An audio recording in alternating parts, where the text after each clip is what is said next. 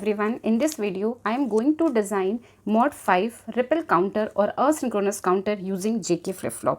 तो start करते हैं first कि what is the range of counting, how many clock pulses can be count by this counter.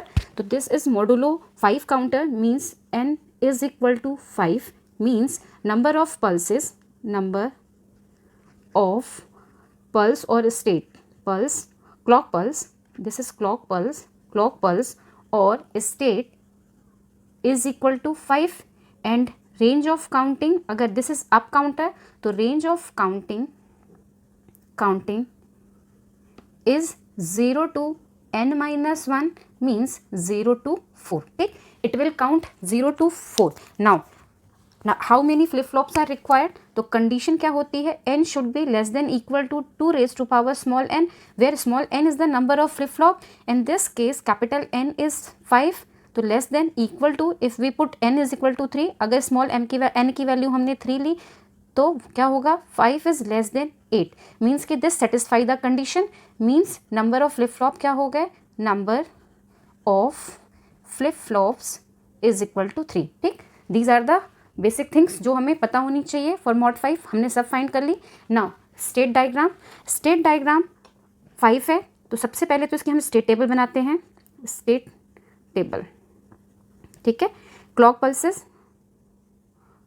Pulse, then हम यहाँ पे लिखेंगे states, suppose QA of first flip flop, QB and QC. Clear, these are the states. तो हमारी जब first clock pulse होगी means 0 0 0 0 ये state होगी. नेक्स्ट क्लॉक पल्स 1 पर क्या होगी state, 0 0 1. Next state third clock pulse, first clock pulse, second clock pulse, third clock pulse. For third clock pulse value क्या होगी, 0 1 0. नेक्स्ट 0 1 1. ठीक, नेक्स्ट 1 0 0. ये हमने फाइंड किया था कि इट विल काउंट 0 to 4, तो ये हो गई 0 0 to 4. How many clock pulses, 1 2 3 4 5. तो हम इसे क्लॉक पल्सेस भी कह सकते हैं और स्टेट भी. तो दिस इज स्टेट टेबल. अब अगर हम इसका स्टेट डायग्राम बनाते हैं तो क्या होगा, 0 0 0 0 0 से ये कहाँ पहुँचेगा, 1 पर. 0 0 1 मीन्स यहाँ. नाउ 0 1 0, दिस इज 2 के बाद 0 1 1 3 के बाद 1 0 0 4 और 4 के बाद ये रिपीट कहाँ से करेगा, 0 से. ठीक, तो this is state diagram for mod 5 counter. Now अब हमें क्या बनाना है, इसका काउंटर बनाती हूँ. How many flip flops are required, 3. तो मैंने यहाँ पे कनेक्ट किए 3 flip flop, 1 2 3 done. 3 flip flop सारे हमारे JK फ्लिप फ्लॉप हैं, मीन्स कि ये हमारा LSB होगा, मीन्स कि ये हमारा C होगा, JC KC JB KB JA KA. Please remember this is LSB और ये हमारा MSB. ठीक, क्लॉक पल्स हमारी फर्स्ट पर अप्लाई होगी, क्लॉक पल्स.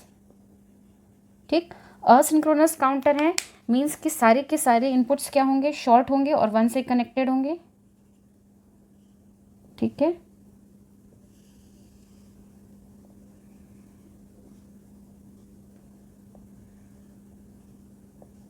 ये हमारा प्लस VCC या लॉजिक 1. डन.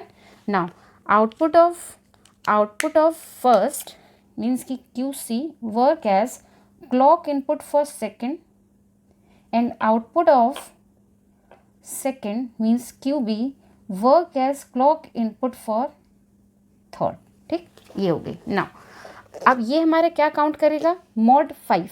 तो अगर हम 5 को ABC के फॉर्म में बाइनरी में लिखें तो क्या होगा, 1 0 1. ठीक, this is QA, this is QB और दिस इज QC मीन्स कि 1 और 1 QA एंड QC की वैल्यू 1 हो रही है. ठीक है, तो हम क्या करेंगे, एक NAND गेट लेंगे.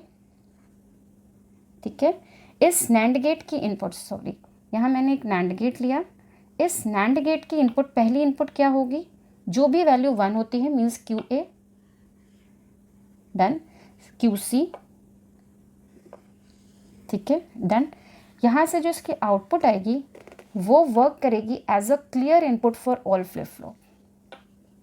ठीक है, ये मैंने कनेक्ट कर दिया। ठीक है, ये किससे कनेक्टेड होंगे? ये सभी फ्लिप फ्लॉप की क्लियर से कनेक्टेड होगा। Clear is a active low signal. ठीक, क्लियर मीन्स कि जैसे ही ये 1, ये 0 और ये 1 अप्लाई होगा बोथ इनपुट्स पे 1 1, तो यहाँ क्या आएगा 0, यहाँ भी 0, यहाँ भी 0, यहाँ भी 0, तो सारे फ्लिप फ्लॉप्स क्या होंगे? रीसेट हो जाएंगे किस वैल्यू पर? 0 पर। ठीक, नाउ मैं इसके आउटपुट भी शो कर देती हूँ। This is QC, QB and this is QA। ठीक है, ये तो हो गया इसका डायग्राम। अब अगर हमें इसकी वेवफॉर्म बनानी हो तो मैं इस पोर्शन को इरेज करती हूँ पहले। नाउ अब हम इसकी वेवफॉर्म ड्रॉ करते हैं। मैंने यहाँ पे कुछ क्लॉक पल्सेस बना ली। ठीक, इनिशियली सारी आउटपुट्स को मैंने 0 पर रखा। ठीक, ये हमारा JK फ्लिप फ्लॉप है। All inputs at set at 1, और JK की प्रॉपर्टी क्या होती है कि इफ़ बोथ इनपुट इज़ 1 तो हमारी जो Qn+1 होती है that is Qn bar, means कि प्रीवियस वाले आउटपुट की अपोजिट होती है। क्लियर? तो हम स्टार्ट करते हैं फॉर दिस। सबसे पहले हम इसकी वेव फॉर्म ड्रॉ करेंगे बिकॉज इनपुट इस पर अप्लाई हो रही है क्लॉक पल्स।